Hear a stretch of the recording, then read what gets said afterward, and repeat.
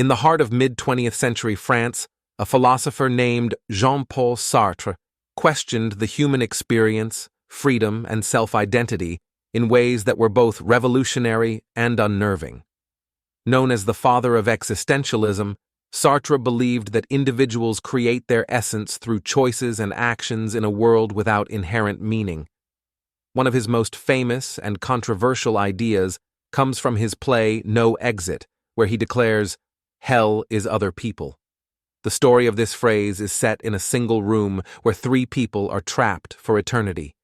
Each person quickly realizes that there's no physical torture awaiting them. Instead, they're to be each other's tormentors. The constant, unfiltered presence of the others forces each character to confront their deepest flaws, their vanities, and their insecurities. Sartre's message? The true hell lies in the judgment and scrutiny of others, in the way we let others' perceptions define us, sometimes trapping us in roles we may despise. Sartre himself was no stranger to exploring the depths of the human psyche. His philosophy asserted that people are condemned to be free, bearing the weight of their own choices without any divine or moral guidebook.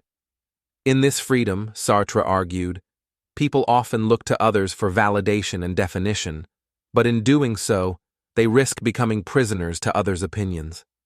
He viewed the gaze of others as an existential trap, a constant reminder that we're always being evaluated, categorized, even judged.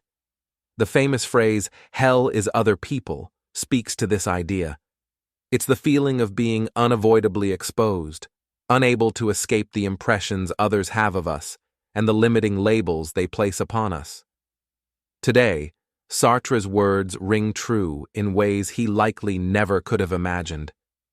In an age of social media, we constantly find ourselves in the gaze of others.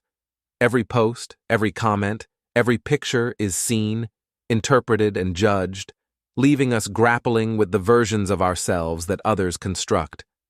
For some, social media has become its own kind of hell, an endless loop of seeking approval, measuring self-worth against likes, and feeling inadequate in comparison to curated images of perfection. Sartre's idea resonates.